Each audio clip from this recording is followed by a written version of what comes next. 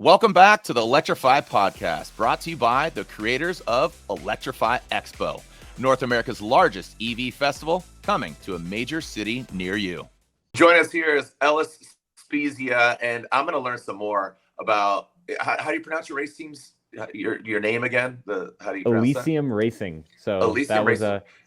It's kind of funny. It was the original username I had on Xbox 360 growing up playing Burnout Paradise, and it's sort of stuck. Like it's been the name anytime we do anything. And so when we got into motorsport, we had to bring it in. So that's sort of the little tidbit behind Ellysium. So anything Ellysium, that's pretty much us, and it's 2 L's instead of 1. So dude, I love that. Pretty good.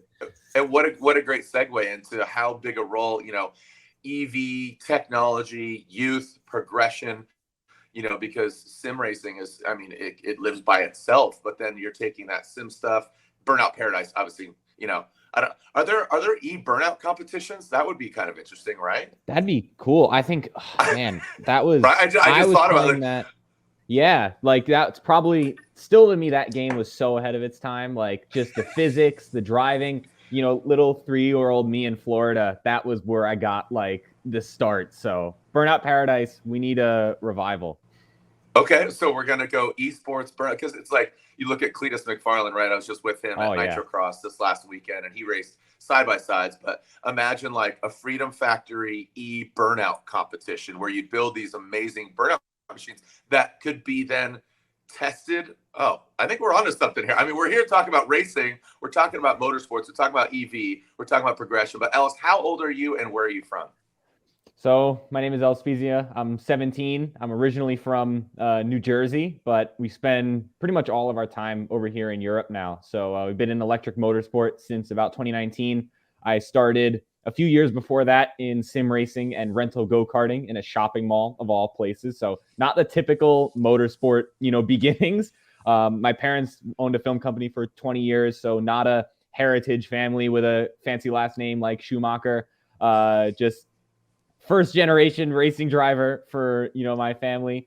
And yeah, we've been cutting our teeth in electric motorsport, new vertical, completely new side of things. So it's been quite a few years getting to know the ropes, having no connections coming in. But now we made the switch to cars last year. It's definitely amped up in not only what we're driving, but also our voice in the space of motorsport.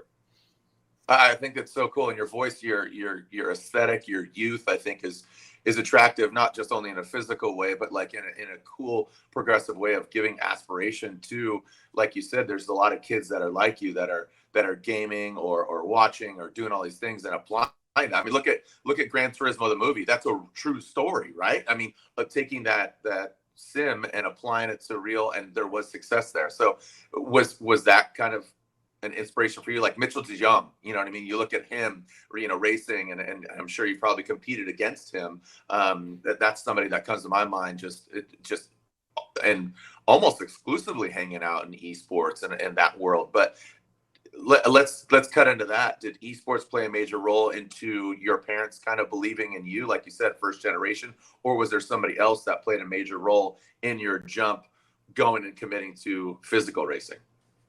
Yeah, so I always do like the quick backstory of like, when we got into this. That's why we're here. It's a podcast. People want answers, right? They want to know. So I drove a go-kart once when I was about 4 years old, and, I liked it. I was always into cars. My grandfather, he got me into, he's a big Porsche guy back in the day, go to track days, and he was sort of the lone car guy in the family. My dad gravitated more towards the cameras. And when we went to the kart track when I was, 4 years old, I did a little test and I was having fun. And then, of course, you ask, so, if you want to do this, it's like, we need a trailer, you need a cart, and you need a mechanic. And they start throwing out the numbers. And for a 4-year-old kid, you don't know if they're going to want to tomorrow go and ride a skateboard. That's a lot of money to jump in head first. So shelved the racing dream for, almost 10 years. I did skateboarding, surfing, parkour, all, the hobbies that you try. And then I was at a rental kart track that was 5 minutes from our house. And I was going around, and one of the employees that day talked to my dad. He said, hey, he's doing pretty good. Like, he's taking racing lines. Like, where did he learn how to do this? And my dad was like, I don't know. He plays on his Xbox sometimes. And they boosted me up to the adult speed. And within, a few days of driving that, going around, I started to beat track records, racing with the adults. And that was sort of the wake up call that we got, that, I'm not just doing this for fun, bumbling around a track, that there's some talent here. But also from the sim racing side, that's all I knew. I was playing on an Xbox with a wheel strapped to a desk stool. So humble beginnings on the sim racing side. And that was just around the World's Fastest Gamer competition with Gran Turismo that the movie is now based on. And that was really the first time you saw kids coming from sim racing into real life race cars. And now that's sort of become the standard for a lot of these big competitions. But at that point, sim racing was still a bit niche in the sort of community side, that there wasn't these huge competitions that we see today. You have sim racers at the Race of Champions driving against Sebastian Vettel on a snow course in a rally car. Like, that's insane. So it's definitely come a long way. That just speaks to, again, technology being utilized, the access to entry, the exposure, just all those things. And they have to be nurtured. You can't, and what a great segue going into EV, right? You have to nurture the youth, the access, the tools that you're given, man. I think what you're doing at such a young age, and kudos to your family, either be your grandparents, your dad, or this. do you remember the guy at the karting track, or the gal, or the person who said, hey, your son's pretty good? Is he or they still involved in your life?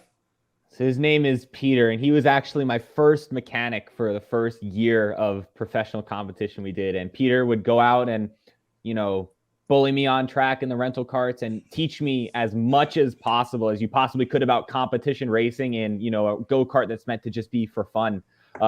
He'd mess around with them. He'd give me like wacky tire pressures and have to go out and tell him what's wrong with it. So that first year, though, is something that, we're very open about, that it was getting thrown into the fire. We, the decision was either, after I won this rental karting competition, was either we could buy a used combustion cart, I go up to our local track, I club race for however long we could afford it or however long I enjoyed it for, or, in the middle of COVID starting, we moved to Germany for 3 months in an electric karting series and drive against some of the best drivers in Europe. And it's my first year. I don't even know how to mount a set of tires. I don't know, how to even get onto the track and what the etiquette is to even make it around a full 14-lap race. So it was really an eye-opening experience that first weekend. And, you go out as a driver and it's always the new driver's overdrive, right? So I'm sliding everywhere. It's, carts making a lot of noise. And I think, this is it. I got it. I'm that guy. And last year's vice champion just blew by, gained about 2 seconds in half the track. And I was like, okay, we got a little bit of work to do, but we made it through. We're here almost 4 years later and we're still cooking. So yeah, that humble beginnings in the first series, we got our ass handed to us. I mean, that it's good. You kind of need that humble pie and, racing and that exposure. So I kind of was creating that segue there about technology. Where did this jump to electrification come to you? What was the big, no pun intended, spark for you that really, and your team to adopt this EV? And what was your introduction outside of karting? Obviously karting, you have Rotax, you have combustion, and you have electric, and karting is just blown up on, again, just that if it's K1 or whatever karting experience it might be, either in the States or internationally. By the way, where are you right now, and what race are you getting prepared for? We are in Sweden. We were on the road for about 5 hours today. We're getting ready for the second to last round of NexGenCup. So had a shocker of a weekend a few days ago. We came into the weekend 34 points ahead in the championship, really just, consistent, and a tire blowout in the first race cost us the lead. So now we're 3 points in P2, but we still got 2 rounds to make it happen. So that's where we are now. But as far as getting into electric, it really was, my parents are startup people. They had a tech startup after, owning the film company. And we sort of just got in because we thought, if we're going to do this, we're going to go all the way, and we're going to do it differently because motorsport's been the same since the beginning. And we didn't get in it to save the planet. I think if you wanted to be, saving the planet, the last thing you would do is drive a race car. I think that's what Pastrana said best, is that saving the planet's awesome, but as drivers, we want the best technology and the best performance. And we really just saw a unique opportunity to get a reset button on everyone else, which in the grand scheme of racing is so rare. Even in regulation change in combustion, it's very rare to get pretty much a knowledge reset. So that was a big sell for us. And the fact that most of these series, it's spec materials, arrive and drive, everyone's in the same equipment. I can't pay to get an advantage. We saw it last year racing in Fiesta Cup. The top teams, they got new cars, new engines, everything. So that parity in materials and accessibility that you gain is tremendous for someone like us who pretty much moved our entire life over here. We didn't have a trailer. We lived in an apartment. We can't have a garage full of, race kit and a race car. So that was really the big sell for us. Yeah, I mean, just looking at your, I wasn't exposed to you prior to this podcast, and I'm looking at it, and you have ICE, you have EV, but you have this youthfulness that I really admire, and I think it's really cool aesthetically and all these things. So I think it's perfect timing, and it's really cool that your parents kind of adopted that. What has been your experience going from ICE, and then, I mean, like you said, you're very transparent, which I love. You're compromising a lot of things. What has been the biggest, so first I want to talk about successes. Like, what's the big, aha, holy cow, this is really, really cool. And what's a big, oh snap, this is way harder than we thought, the whole EV thing. Yeah, I think obviously there's a lot of successes when it comes to motorsport, even in the short career I've had. Last year with Ford Fiesta Cup, it was sort of the success last year wasn't, the championship placement or how we did. It was being able to save a season for us that was almost in the gutter. We expected to drive an electric Formula championship, and it didn't happen the way that it was expected to. And, halfway through the year, we jumped in a karting race, and I had a really big accident, and that put us again on the back foot. And we jumped in, Bart, who runs Nitro Racing, he sort of sat us down at the coffee shop and said, we have this Ford Fiesta in the shop. We'd love to have you for the year. And we jumped in after missing 2 rounds of the championship. And apart from the first race, and there's 2 races in a weekend, we were pretty much without any mechanical problems on the podium every single race. So we jumped in and sort of saved our year driving a Ford Fiesta. But it also opened up our eyes to, we were in a small team. We were the smallest team on the grid. Those guys, worked their butts off to get that car as best as they possibly could. I still say to this day, we had the best team on the grid. We showed up with 1 car, a laptop, and a toolbox, and we got out on track. And it was still eye-opening to show. We spent all our time in karting and equal materials where the top 5 are within 1/10 of a second. Now, in a combustion Fiesta, our car is 5 years old. The other guys have brand new ones from the dealer for the year. And, the top 5 is split by a second, and they do pull on the straights, and they have a better engine, and it is possible to cheat. So that was really a good experience for us of having to work with less. We didn't have a big testing budget. We didn't have big budget to put new parts in the car every weekend. We were pulling drive shafts from Ford Transit vans that were spare in the parking lot to get this thing back on track. So from a creativity side, that was the best success that we had, all of last year, especially. But that builds character, right? And now, you're gonna have such an appreciation of, and we're gonna get to that. You're at this point, it's a beautiful movie. I mean, you're writing a movie script, and here's your family coming from the film industry, like you said. And when you say film industry, do you mean actually manufacturing film or actually filming? And mostly live events. So they did a lot of weddings, and they do some work. They're filming for American Express now, so they sort of have the live event skill set. So when it comes to motorsport, that's pretty much as weddings are just as high pressure. If you look at the similarities, you got one shot. Most of the races, there's one big race that weekend, and there's going to be the action. You have to get it, and if you don't, then you don't. So I think my dad, probably enjoys filming the race cars a little more. It's a little more, adrenaline pumping. But he did have to learn over the first karting year is he'd get so excited filming when I'd make an overtake, or he'd get angry when I get taken out, that he would move the camera and he pointed in the sky and start cheering. And we're like, no, we need the footage.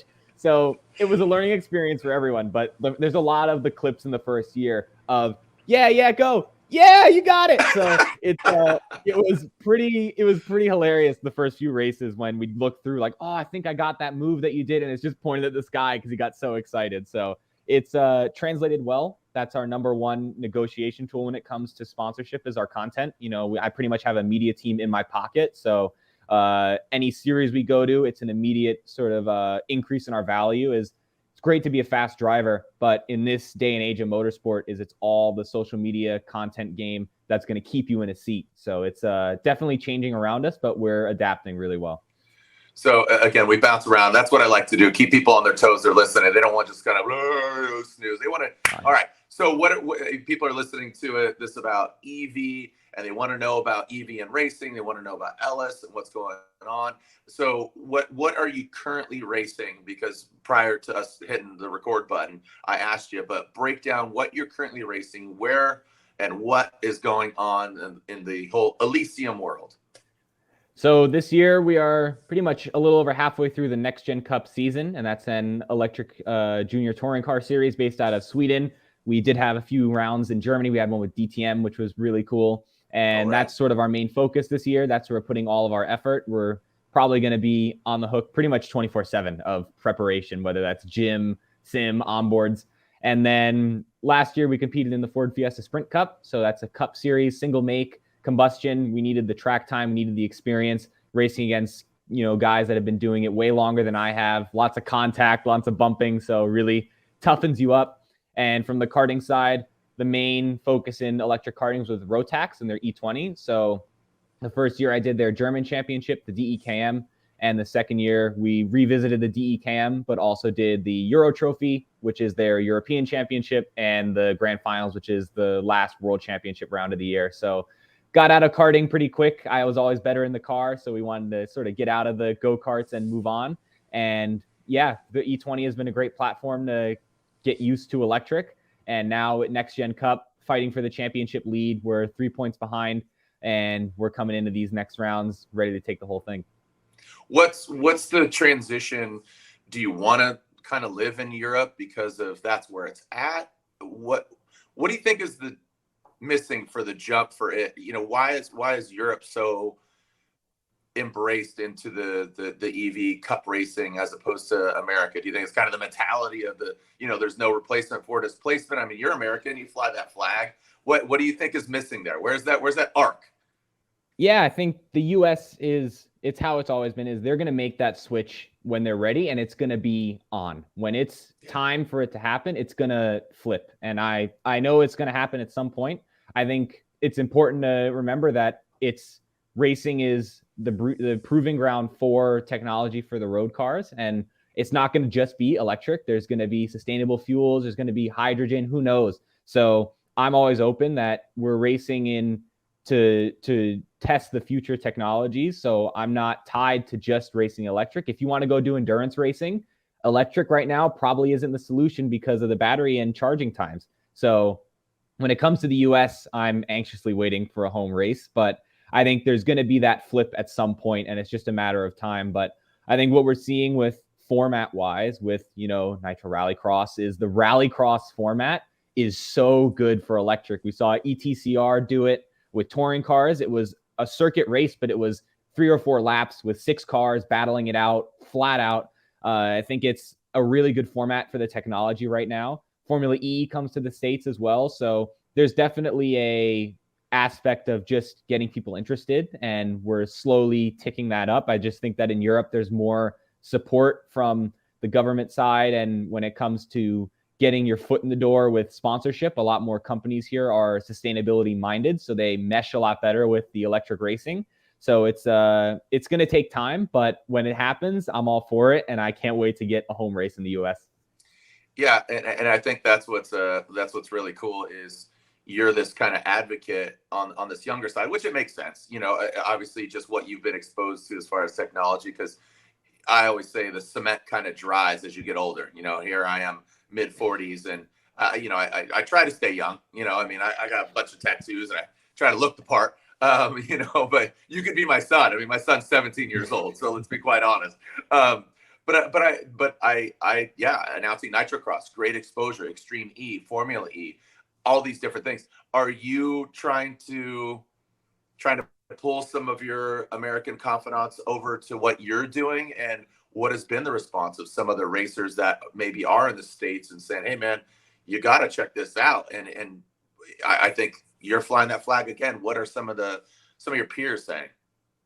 Yeah, for me, it's the hardest peer group that we have to get interested is my age, right? So these are the kids that if they've been in racing, they probably have a few years of karting. They're starting to do cars. They're already biased, right? They already, we want the gears. We want to, we want the noise. We want the smell. When it comes to who we're sort of shifting to try to inspire is the younger generation. So we're doing a lot of STEM education work. We're just working on a course using RC cars to teach about EV mobility and how electric cars work. So when it comes to our sort of target audience in terms of who's going to be the grid for Formula E in the future, it's those young kids that they don't have a bias. They're not, they haven't been in racing for years and already know sort of combustion as the standard, right? So when it comes to inspiring them to be excited, they love it. They don't care how it sounds, how many gears it has. As long as it's got four wheels and an engine, they're ready to go, right? So with the karting especially, we work a lot with the younger generation to get them inspired because for the parents,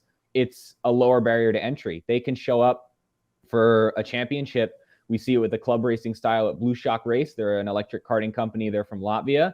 These kids can show up with a race suit and a helmet. They can even borrow a race suit and a helmet. They don't need a trailer, mechanic. It's all provided for them. So, have a son better than ever. Their interests change overnight when they're young. And that commitment for combustion is huge to own the cart and everything. So that's really what we focus on is that younger generation that is really, truly excited about the future. And they're going to be the grid for Formula E in, the next 10 years. Yeah, my 9-year-old, he keeps asking for a sim. Those things are, I'm going to say they get pricey. My homie has Sim Magic. He's like, I'll get you dialed, but PC this and that, and Yeah.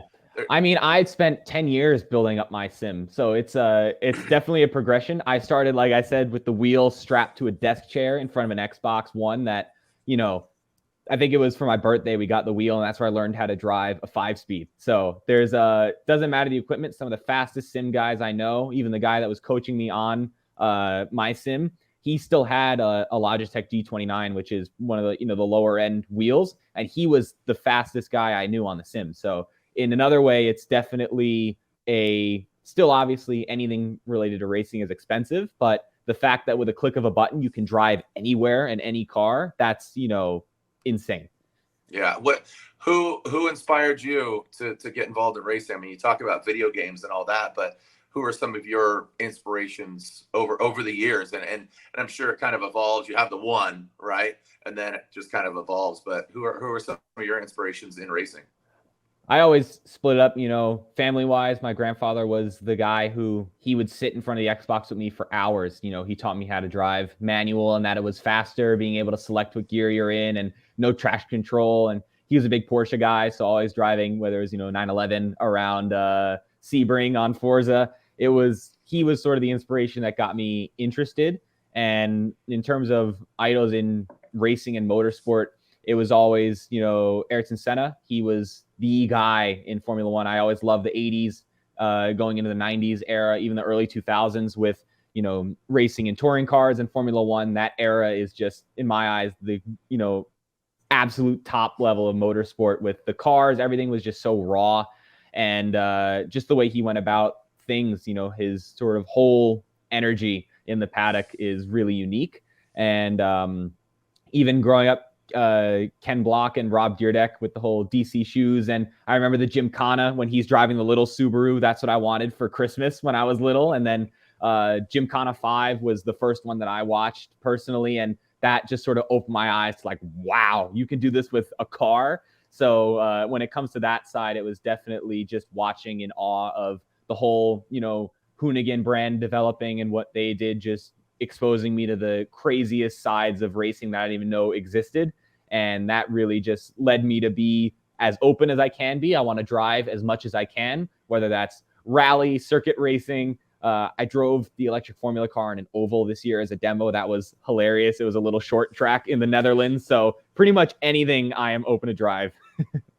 No, and you have this good, like I said, this sensibility. We've only met for the first time. I'd love to meet you physically, but digitally is I'm getting your energy, and And that makes complete sense. You know, when anybody looks at Elysium, you know, your account, what is it real quick, just so people know Elysium underscore racing. So Elysium underscore racing is the Instagram, and pretty much that's where all of our content goes. That's our number one source of, if you want to watch the races live, NexGenCup's on YouTube. So NexGen is, and it's NXT. You can rewatch some of the races from this year. They're awesome. 5-car battles for the lead all the way to the end. It's pretty intense. And then Elysium.co is the website. So if any of you sponsors want to get in touch and get your, you know, jump onto the Elysium Racing train for next year, especially, that's where sort of all of our longer form content will go as well. And all the stuff that we've done over the past few years as a resource to any young drivers as well that are looking for sort of an example of a pathway. That's what we're trying to create, so that we give back what we wish that we had when we jumped in 2019, 2020 into the very, very shark pit nature of motorsport. But so I'm going to dote on you again. You have this kind of, I'm sure people tell you all the time, you have a good cadence to yourself, and you have kind of an old soul type environment. And then also you have this progressive type of angle and perspective, because so here's, like, you know, I always say you have these influences, right? So here's your grandpa, who's probably giving you this old soul, and I can relate to that. My grandpa fought in World War II, and, you know, came from California as a twin, and he, you know, flew a P-47 Thunderbolts on my arm. So you have this old soul kind of contribution in your life, this dedication, this patriarch of your family, and then Ayrton Senna with this generation, and just you know, lived fast, unfortunately died young, and then look at Ken Block and look at what he did. So this marketing mentality, and I was great friends with Ken Block, and I know Rob, and not name dropping there for the sake of that, but yeah, Gym 5. I mean, Ken would tell you Gym 5 was the best Gymkhana, and I don't want to say that they peaked at Gymkhana 5, but he just knew how big of an influence it was to close down Bay Bridge and rip around San Francisco. And if you've never been there, it was a quick little tour of San Francisco, but you have these influences that make such an impact on, you know, on me right now. Like, I'm really stoked to get to know more about your race program, and that's why we're kind of here. So for anybody else, so kudos to you, first and foremost. Kudos to your parents and to your grandpa. Obviously, is your grandpa still with us? No, this year. So it was sort of middle of the season. We got halfway through, but yeah, he was the one that pretty much got me here today. So he's that's awesome. Anytime, any podium you see, you can thank him for that. Awesome. Well, that's beautiful, and you know, he'd be so proud. I thought about Ken this weekend at Nitro Cross, just in Salt Lake City, and all 3 Block kids raced. You know, between Leah, Kira, and Micah, the 3 kids raced. Lucy was race mom, Lucy Block, and they're doing some amazing things. I got to say it again, 43 Institute. I should link you up with them, because you definitely harness that spirit of the Block energy, and just being this young fire starter, this you know, firecracker, whatever you want to call it. What was something that you really wanted to get across when we reached out and said, hey, we'd love to do a podcast with you? And that's why I always tell people, I'm like, yeah, I'm hosting this Electrify podcast. It's not exclusive to EV. We're bouncing around. We're jumping around. It's more about progression. It's about the electrification of life, motorsports, cars, mobility. You know, we're talking about 2 wheels, 1 wheel, 4 wheels, whatever many wheels, you know, like Tesla making obviously a rig and a truck. What's the biggest thing you wanted to get across about, you know, Ellis, Elysium, EV? What's a big kind of statement, overarching concept that you'd love to just blow people's minds, or something that you'd like to transpire? Yeah, I think, you know, for us, the thing that we've kept with us the whole time is, you know, you have to do it different, and don't be afraid to. It's definitely the easy path is very laid out in motorsport, you know, the F4, F3, F2 to F1.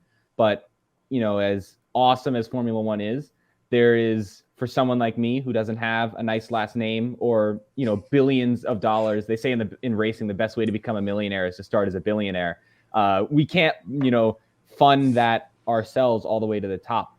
So trying to do it differently, we found that electric motorsport, while it's definitely hasn't been, you know, as front and center as, say, combustion has been in the past years, it's starting to get there. We're starting to see some more interest.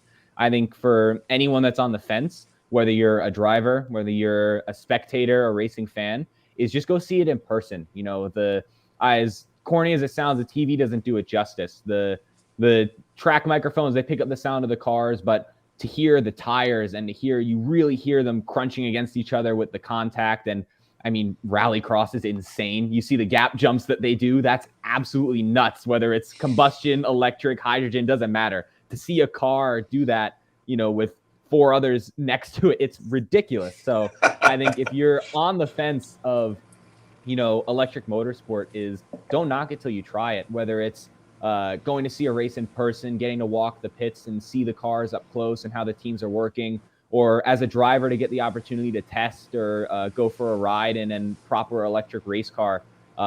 It's a unique experience, and it's something that you can't put into words, the same as anyone would tell you you can't put into words how it feels to ride along in a combustion race car.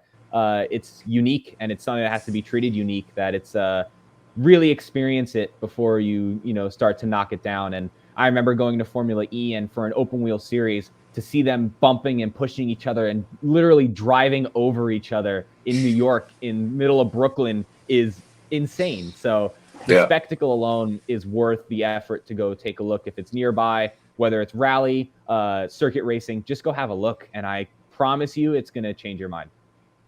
I love that. And you said it. If you're on the fence, how about get on the fence? Get on the racetrack. Get on the fence, right? So you can use that one. Next one I'll charge you, but this one's for free. But yeah, if you're on the fence, get on the fence, right? Because that's what I always say about my productions, that I host, right? Either it be Formula Drift, which is, right now combustion. We did have one entry, Travis Reeder and the Napoleon Motorsports team, but Rywire and AEM now owns that vehicle, and they do drifting demos with an all-electric Camaro. But create the FOMO, as I always say, create the fear of missing out. And I mean, here you are. What do you think of Nitrocross? Like you said, we just had this, round doubleheader, round 2 and 3. What do you think of Nitrocross? And if Travis called you up and said, hey, Ellis, do you want to jump in a Group E? I mean, we got funding for you, and we got this and we got that. Also, let me tell you, Jenson Button was intended to race last year, and he pulled out because he's like, I can't do the jumps, man. I'm out, So here's an F1 champ, and he's like, look, I've never jumped an F1 car, and I'm not about to start. Yeah, I mean, for me, I'm open. I'm always in the camp of, if I get a test and I can, make sure that from a driver's side, I have the resources to be prepared, I'm all for it. If you want to throw me into, a rally car that's got, I think it's 1,000 horsepower, electric, like just insane machine, I'm open to learn. Because as a driver, if you truly, are open and you want to learn, you're going to be able to get the hang of it. It might not be instant. It's going to be a different discipline. Obviously, circuit racing is very much different, but I think the whole touring car side of stuff we've done, the pushing and shoving is there, and that really blends well with rallycross. And I went to rally school in 2020. And my first memory of jumping a car was in a Subaru. I think it was old Subaru. I think it was one of the older ones. And I carried more speed, and they tell you keep it flat out over the jump so you don't nosedive. And I just overcooked it right in the, right nosedive. Just awesome. But rally is so fun. And I think just the format blends so well with electric. The sprint race, no energy consumption management, just flat out to the end. And I think it's just unique. You saw with the Hunatron with the Gymkhana with doing that, is they were able to do things that weren't possible with, combustion. And that's unique when it comes to not only driving, but also car setup and how the electric motor behaves compared to combustion. You see some of the Porsche Taycan with some of the most, advanced traction control system ever in a car.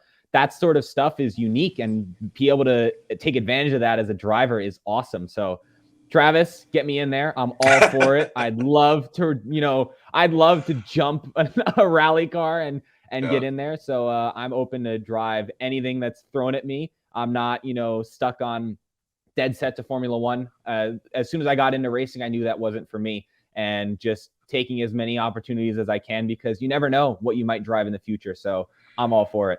Yeah, and that's what's cool about, probably, when you started sim racing and karting, you didn't know this existed. So there's something right now that's being developed. And, we talk about EV, but autonomous racing. Like, look at this. There's no pilot. It's an absolute, just another whole different perspective and angle and all that. So, and again, I just caught myself. I'm smiling this entire interview because I really do love your energy, and I'm excited for what the future has to hold for you. I just got a text from my buddy Shane Nickerson. He works with us in Nitro. He asked if I wanted to play golf, but I know I golf a lot, but notably he has a Rivian. And a lot of my friends in California are getting Rivians, either the truck or the SUV. They're really cool. Yeah, and that's what I was going to say is being over in Europe, are you seeing EV, obviously hybrid? I mean, actually, the first electric car I ever drove was the BMW, the little tiny one over in Norway. We rented that in 2020 for fun as like a bit for Instagram, and it was hilarious. It's an awesome. And they're sick. Car. Like that was awesome. The first time I really felt that EV. Like,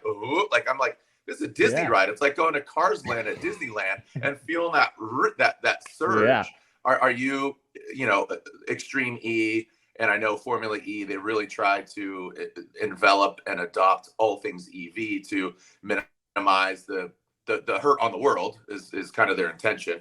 And people scrutinize that all the time. Well, here's the batteries, and they produce this and that, and then the waste. And we're kind of, I don't want to go into that B2B side of things, but are you kind of adapting and adopting that whole, like you said, I liked how you quoted Travis, so you're paying attention, you're listening to the podcast, so thank you.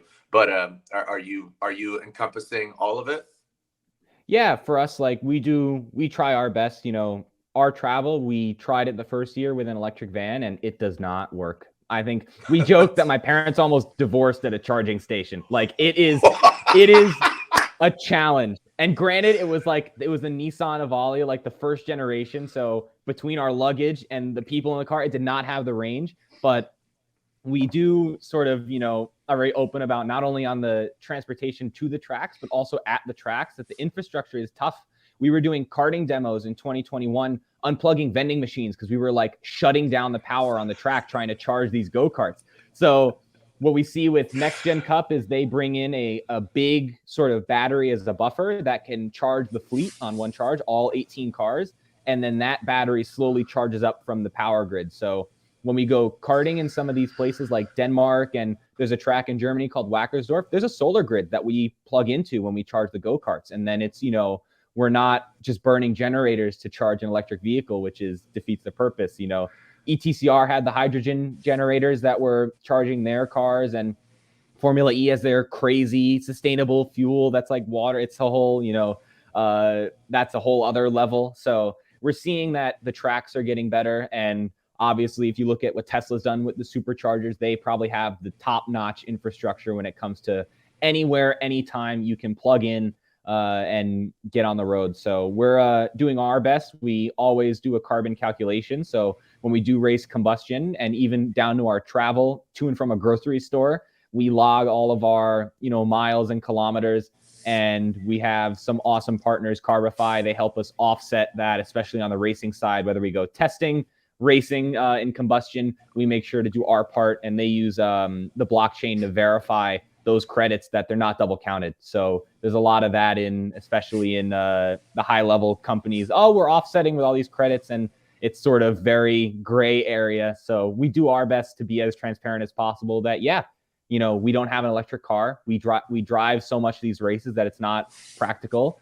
And yes, we have to race combustion, but until there's more support for electric, that's only going to get there by big voices, whether that's championships, racetracks, doing their part. It's the way it is, and it's going to be something for the future to work towards. But for now, we do what we have to do, and we're always as open as we can be about it. Yeah, I mean, the infrastructure and a lot of the EV conversation here in the States is about the infrastructure. Like, you can build cars, but if you can't charge them, it's a paperweight, right? And even Jim Farley from Ford just said, with his driving the Lightning cross country, he says, the infrastructure, a little struggling. And we saw that, with what's his name, the actor, that the Long Way Down, a Long Way Up, and the Star Wars actor, he drove the Harley Livewire, or like a adventure bike version of that, and they had a tough go. So I think until we really lock that in. I think that's, how is, like, I appreciate your honesty. Your mom and dad almost getting divorced at a charging station, and there was no in and out around in Europe, I assume. So, No, it sometimes was they put them like, conveniently yeah, in and outs, right? you needed like the app, and then the app wouldn't download. And by the time we got the app to download, the charger was out of service. And the lady on the phone were like, well, we can't move. We have like, 10% left. So it's wild. But I think in the past years, even up from 2020, in the past few years, it's gotten much better. And with a newer generation vehicle with a little more range, you probably would have had a little bit of a better time. I think it's really cool. And again, I really appreciate your honesty, and I'm excited to learn more about Elysium and your racing component. And I'm excited to tell people about what kind of energy you have. No pun intended. Again, I have dad jokes, dad jokes. That's what I got. All the way. Yeah, I mean, the dad jokes keep the paddock alive. You gotta have them. Yeah. And what does a week look like for you racing? I mean, here we are, we're conversing on a Monday. You kind of, again, no pun intended, you're recharging right now. And hopefully you find that charging station, either conversing with me or finding some weird Swedish dish that you've never had before. I don't know if are you a culinary adventurist, or have you been forced into that? I remember I was like 13 eating shark fin ice cream in Japan. Like I try it all. So the IKEAs here, they do it right. The food there, they got like a whole setup. So if you're ever in Sweden, the IKEA setup in Europe in general is awesome. But for me, with this week, we had a rough go at it this past weekend. So sort of recentering, relax a bit.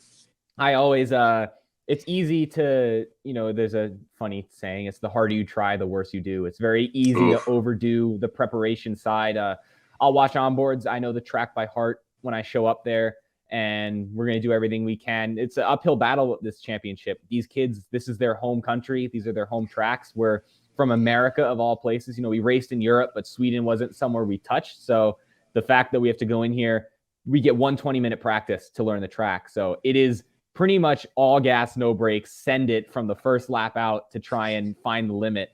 And, when we're at home and we have the luxury of racing in Germany or Belgium nearby, it's a lot of gym time. So when it's off season, it's pretty much 6 days a week in the gym training. And that's not including sim practicing for whatever I'm going to be driving the next year.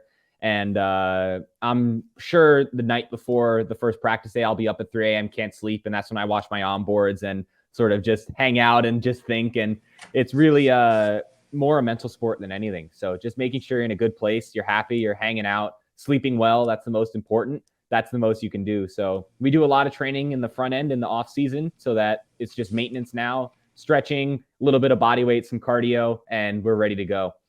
Yeah, you don't want to bulk up. I mean, everybody asks me like, "Oh, did you race?" I'm like, "Have you seen this body? I mean, you got to throw a lot of lube." Honestly, though, touring cars, touring it. cars, it's not that bad. The open wheel stuff is when it gets to, I'm 5'10". That's about as tall as I can get for open wheel. Russell's like 6 foot, Akon's 6'1". They're pushing it for Formula One. But if you sit in an F4 car, it's at the limit for me. And I always have to cut the bottom of my seat off. So I'm sitting on the floor pretty much. Not comfortable, but it's aerodynamic. So going to Sebring, sitting on bare metal, hitting those bumps in an open wheel car is a unique experience. So I like the touring cars a little bit more, a little more comfortable. If you luck out, you get a fan, even though it's not AC, it sort of just blows more hot air at you. At least it's some airflow. The Mini Cooper doesn't have windows, so lots of door fanning on the grid to try and get some of that air in. It's a unique sport for sure. It's not the normal preparation when it comes to being an athlete at a top level here. Yeah, and normally it's footwells that are running really hot. Now you got the whole car because of the batteries and the cooling. Yeah. That's what I really loved about just learning more about EV. I'm kind of diving into this head first, and the cars run really hot, and it's all about efficiency, right? I loved how you said these kids. I mean, what's the average age you're racing nowadays? You're like, oh, these kids, look at these guys. Like, if you're just listening to this, he took a cigar out of his mouth when he said this. Oh, these honestly, kids. Any racing driver, I always say we're kids at heart, man. Like, we're driving tin cans in a circle against 20 other people. You got to be, you can't take yourself too seriously. I think it's very easy to get caught up, being very pinpoint and taking everything extremely seriously. But I mean, Travis is the best example. And even, Von Gittin Jr., he says he's a professional fun haver. So Absolutely. you have to take some joy and laugh a bit at what we're doing. I always say we're on a floating space rock driving a tin can in a circle. I mean, rallycross, they're jumping the thing. So it's a crazy sport. And with NexGenCup, it's a junior championship. So it's on the younger side. The youngest driver is 14, turning 15. I'm in the middle at 17. And then there's some older guys that are 20, 24 that are sort of on the higher end of the age range. But I mean, Alonso's an F1 and him and Hamilton are, they've been on the grid forever. So it's everyone in a racetrack is a kid to me included. I don't think, you never grow up when you do racing. You're just, having fun. It just, toys got bigger. They went from Hot Wheels to real race cars. I love this. I mean, you're hitting all these absolute touch points, man. And I feel like, again, that was a little bit of your grandpa's soul right there. And, I really love that. And thank you for your time. We scheduled this, we did that. Hurricane Hillary messed things up. We were supposed to book, and I was supposed to be home. Here I am, Wisconsin. Yeah. I'm doing stuff with Snap-on Tools. I got to host some stuff for them. But all that being said, man, thank you so much. Last question I have for you. What was your grandpa's name to honor him? Because he would be so proud. And that's what I was talking about, the block, seeing them all three race. I failed to take a photo of him, but I was just admiring and saying, Ken, you'd be so proud. You're not here, but he is here. Us, coincidentally being in Utah, convenient, right over the hill. The blocks live in Utah. So to honor, obviously, Ken, that was awesome. But to honor your grandpa, what was his name? And how would you like to honor him?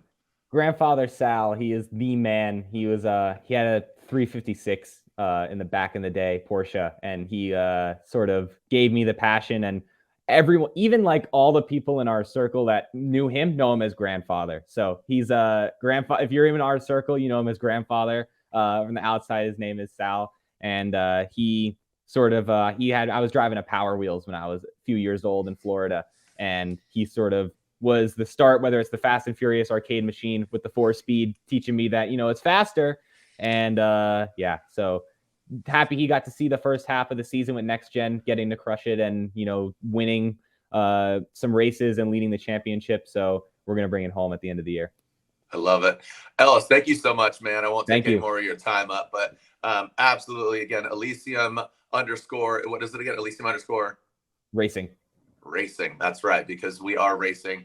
EVs, combustion, all of it, but always racing and just always a constant professional, man. But it seems like you're having so much fun and you're doing it with your family. If you're not having fun, you're doing it wrong because, like you said, I mean, it seems like is your mom and dad, are they there in the building right now? They're out somewhere. I think they're outside. We actually broke the bench at the Airbnb as soon as we sat there. My dad broke the bench. So it's been quite a day. We were on the road for 5 hours. First time he sits down to relax, he breaks the bench. So we're here in Sweden finally. But no, they're awesome support. They've, given up so much for me to do what I do and gone through all the ups and downs. I think honestly, being the parent to a racing driver is harder than being a racing driver. Especially there's a lot of, swings of emotions through a weekend. You can go from pole position to tire blowout to leading the championship. It's wild, but we're along for the ride. There's no fun in, having it easy. So it's definitely been quite an adventure, but yeah, they're awesome. They put up with all my craziness from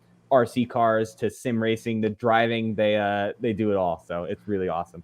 Yeah, but you're carrying that torch, man. So thank you so much, Ellis, Elysium _ Racing. Check him out on Instagram and ElysiumRacing.co. There's all these different avenues. Love the kind of philanthropic side of saying, hey, we're here. So check him out. Ellis, thank you so much for joining us here on Electrify Podcast. Thanks for listening to the Electrify Podcast, brought to you by the creators of Electrify Expo. Be sure to catch full video episodes on YouTube at Electrify TV and follow along on social media for daily clips and more.